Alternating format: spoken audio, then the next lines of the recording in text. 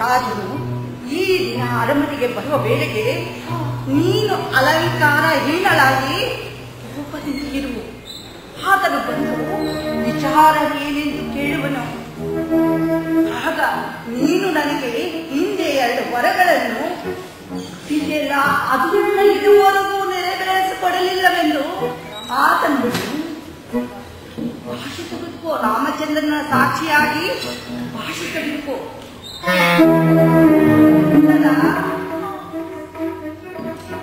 ರಾಮಚಂದ್ರನಿಗೆ ಪಟ್ಟಾಭಿಷೇಕವಾಗುವುದನ್ನು ತಪ್ಪಿಸಿ ನಿನ್ನ ಮಗನಾದ ಭರತನಿಗೆ ಪಟ್ಟವನ್ನು ಕಟ್ಟಬೇಕೆಂದು. ಎರಡನೆಯ ಬರಕ್ಕೆ ರಾಮನನ್ನು ಜಟಾವಕಲಧಾರಿಯಾಗಿ 14 ವರ್ಷಗಳು ವನವಾಸಕ್ಕೆ ಹೋಗುವಂತೆ ಆಜ್ಞೆ ಮಾಡಬೇಕೆಂದು ಕೇಳಬಹುದು.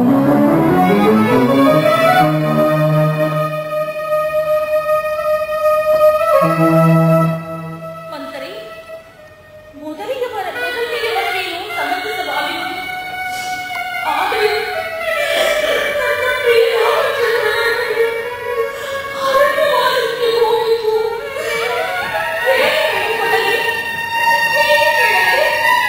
ಅಯ್ಯೋ ಹೊರಡೆ ಅಲ್ಲ, ಇಷ್ಟಾದರೂ ನಿನಗೆ ಇನ್ನೂ ರಾಮನ ಮೇಲೆ ಅಭಿಮಾನ ತಪ್ಪಲಿಲ್ಲವಲ್ಲ. ಈ ಮರಳುತನದಿಂದಲೇ ನಿನ್ನ ಮಗನ ಬೆನ್ನಿಗೆ ನೀನೇ ಕಲ್ಲು ಏರಿಸಿ ನೀವಿಬ್ಬರು ಕಾಡಪಾಲಾಗಬೇಕಾದಿತ್ತು. ಈ ಅಭಿಮಾನವನ್ನು ಬಿಟ್ಟು ಮನಸ್ಸನ್ನು ಸ್ಥಿರ ಮಾಡಿಕೊ. ರಾಜಮಾತೆಯಾಗಿ ಸುಖ ಸಂತೋಷದಿಂದ ಹೌದು, ನನ್ನ ಕುಮಾರ ಪಟ್ಟಾಭಿಷಿಕ್ತರಾಗಬೇಕು.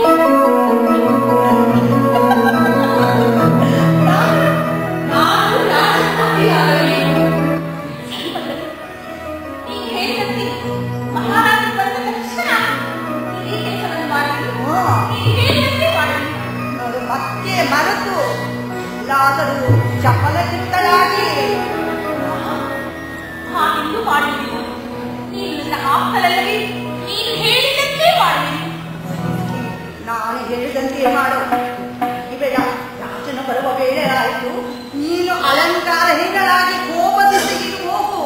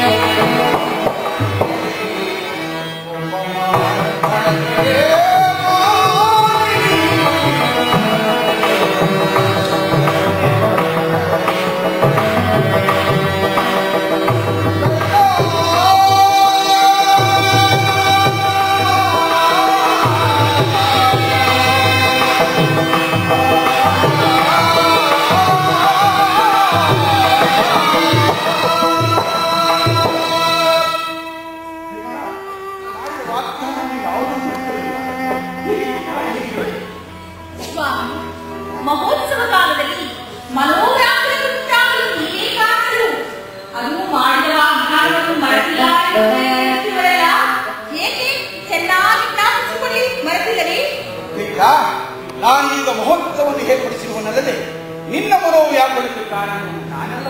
ನೀವೇ ಸ್ವಾಮಿ, ಕೊಟ್ಟ ವಾಗ್ದಾನವನ್ನು ಮರೆತರೆ ಎಲ್ಲವೂ ಮನೋವ್ಯಾಕುಲತೆ ಆಗುವುದು.